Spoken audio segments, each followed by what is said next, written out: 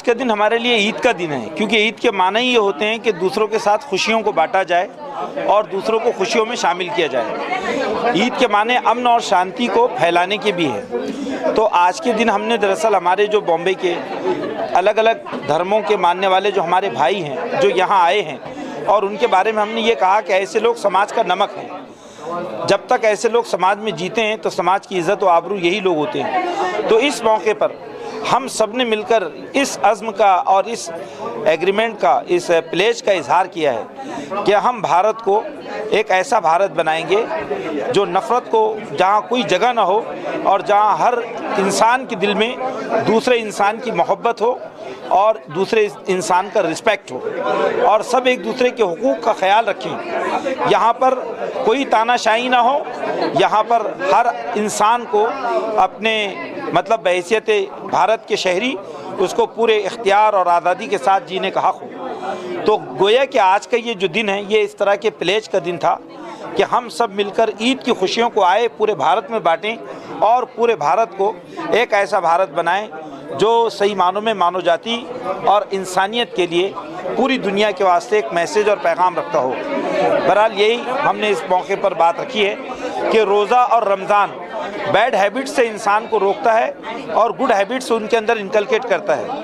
रोज़ा इंसान के अंदर इंसानों की मोहब्बत और इंसानों के दुख दर्द को महसूस करने की सलाहियत पैदा करता है। तो इसलिए रोज़े का मकसद और रमज़ान का मकसद उस वक्त तक पूरा नहीं हो सकता जब तक हम समाज से शैतानी क़ुव्वतों को ख़त्म न करें और समाज के अंदर जो आला दर्जे की इंसानी खूबियाँ हैं उनको समाज में ना फैलाएं। ये बात है जो रमज़ान की वक्त। आज का जो प्रोग्राम है जमात-ए इस्लामी हिंद मुंबई की तरफ से रखा गया है। हम समाज में काम करते हैं और जमात-ए इस्लामी एक मूवमेंट है, एक चळवळ है। वो ये चाहती है कि पूरे भारत देश में सभी लोग यहाँ पर प्यार मोहब्बत से रहे। जैसा आपने देखा कि ये हमारी सभ्यता रही है कि पहले हम एक दूसरे के घर जाना, एक दूसरे की कॉलोनीज़ में, सोसाइटी में, हाउसिंग में एक दूसरे के साथ बड़े कंफर्टेबल रहते थे। और यही नहीं, हर आदमी बहुत ही कंफर्टेबली और समाधान कारक अपने धर्मों का आचरण करता था। लेकिन ये व्हाट्सएप या फिर कुछ जातिवादी शक्तियाँ और ये जो मीडिया, इसकी वजह से जो गलत फहमियाँ फैलाई जा रही है, तो कहीं ना कहीं हमारे दिलों में एक दूसरे के खातिर कहीं ना कहीं नफ़रत पैदा हो गई। वो हमें देखने को भी मिल रही है समाज में।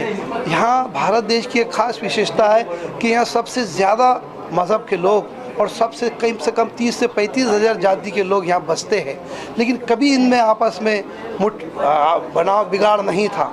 लेकिन आजकल माहौल इस तरह से पैदा हुआ जा रहा है। जमात इस्लामी विविध विषयों पे काम करती है, वो समाज में काम करती है। वो चाहती है कि यहाँ एक ऐसा समाज पैदा हो कि जो आपस में भाईचारा, न्याय के साथ रहे। यहाँ पर किसी मानव अधिकार का उल्लंघन ना हो। अगर किसी भी मानव अधिकार का उल्लंघन होता है तो जमात इस्लामी के पास उसका जो लीगल एड है वो काम करता है। यहाँ कोई कमज़ोर है, कोई गरीब है तो जमात इस्लामी उसको मदद करती है।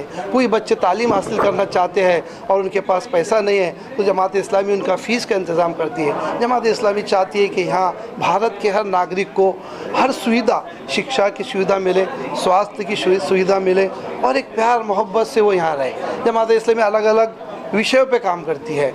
वो बम्बई चूँकि बड़ा शहर है, लोग दूर से यहाँ आते हैं तो उनके लिए एक आदमी रखा गया है कि दवाखानों में उनका किस तरह से फ्री इलाज हो, किस तरह से चैरिटेबल ट्रस्ट से उनको रिश्ता कायम करके उनका इलाज कराते हैं। CWC कम्युनिटी सेंटर चलाते, लोगों को ट्रेन करके ताकि उनको कम पैसों में सिखा के उनको अच्छी नौकरियाँ मिले। जमात इस्लामी कई इंस्टीट्यूट चलाती है, सेवा केंद्र पे लोगों को फैसिलिटी, ऐसे कई काम चलाती है। और सबसे बड़ा काम यही है कि वो चाहती है कि एक अच्छा समाज का निर्माण हो जहाँ लोगों को न्याय मिले, प्यार मोहब्बत मिले। ये चाहते हैं। हम तो तिलक नगर चैम्बूर मुंबई में रहते हैं। भिक्खु संघ यूनाइटेड बुद्धिस्ट मिशन की ओर से और ऑल इंडिया भिक्खु संघ की ओर से हम यहाँ पर इस प्रोग्राम में आए हैं। आकर हमें बहुत ही आनंद महसूस हो रहा है। हम हमारे इंडिपेंडेंस भारत की 75वीं एनिवर्सरी हम सेलिब्रेट कर रहे हैं जहाँ वहाँ। तो ये इस समय ईद मिलान का ये जो प्रोग्राम यहाँ पर रखा गया है, वो बहुत ही सराहनीय हैं। हम सब लोग भारतवासी बड़े आनंद से मिलजुल कर एक साथ रहे, प्रेम को, मैत्री को बढ़ाए और सब हम अपने समाज के लिए, देश के लिए और अपने संस्कृति को ध्यान रखते हुए अपने देश के विकास के लिए हम सब लोग काम करते रहे। आज ये ग्लोबलाइजेशन का जो युग है, तो सारे विश्व को इकट्ठे आकर मानवता के सुख शांति के लिए, हित और कल्याण के लिए हम सभी ने मिलकर काम करने की ज़रूरत है। मेरा नाम महंत सत्यनाम दास उदासीन है। मैं गोरेगांव आश्रम से आया हूँ और ईद मिलान के ऐसे प्रोग्राम्स को हमको अटेंड करना बहुत आवश्यक है, क्योंकि यही हमारे देश की गंगा जमनी तहजीब कहलाती है। और हमारा देश, भारत देश, इसमें आपने देखा ही होगा कि यूनिटी इन डाइवर्सिटी की सबसे बड़ी मिसाल है अनेकता में एकता की। और यहाँ पर तमाम धर्म के लोग अलग अलग भाषाएं बोलते हैं, अलग अलग त्यौहार मनाते हैं, लेकिन फिर भी एकजुट होकर रहते हैं। तो इस तरह के कार्यक्रम को हम हमेशा से अटेंड करते रहे हैं और आगे भी अटेंड करेंगे, क्योंकि इससे क्या है, भाईचारा, एकता, प्रेम, ये सब बढ़ेगा। युवाओं को क्या संदेश देंगे? ऐसे प्रोग्राम काफ़ी कम होते हैं, लोग एक मंच पे जल्दी आते नहीं हैं, उसके बारे में क्या कहेंगे? नहीं, तो इसमें युवाओं का कोई दोष नहीं है, दोषी हम लोग हैं जो युवाओं को लाते नहीं इस तरह के प्रोग्राम्स में।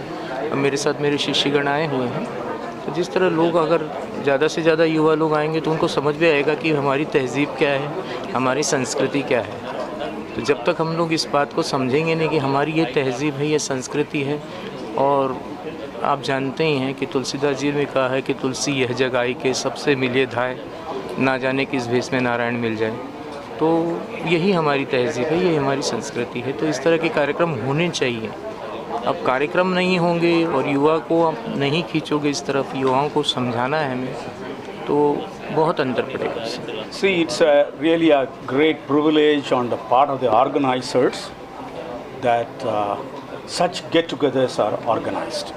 Because when we meet, because most of the time conflict occurs because we don't understand each other.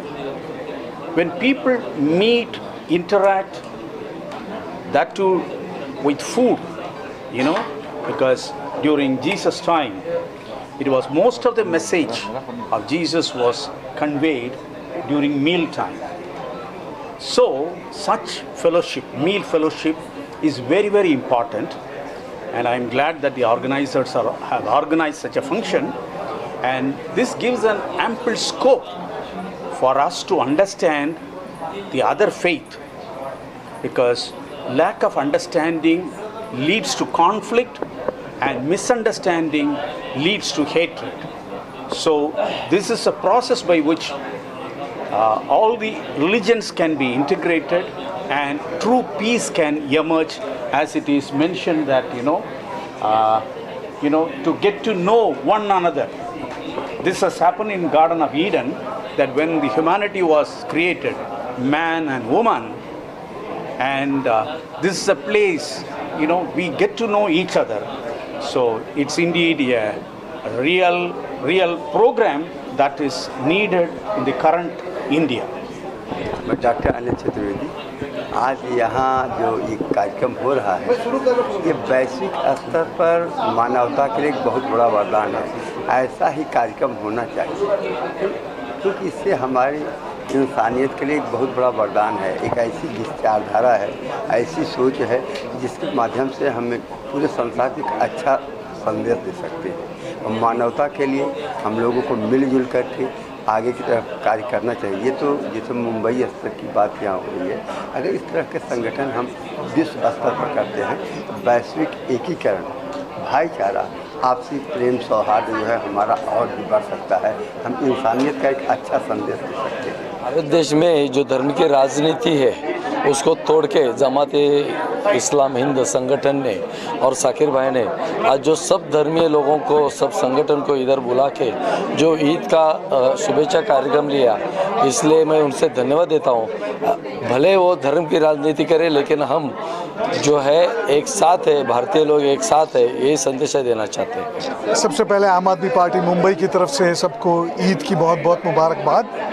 और युवा लोगों से मैं इतना ही कहूँगा कि भाईचारा ज़िंदा रखिए, इंसानियत को ज़िंदा रखिए।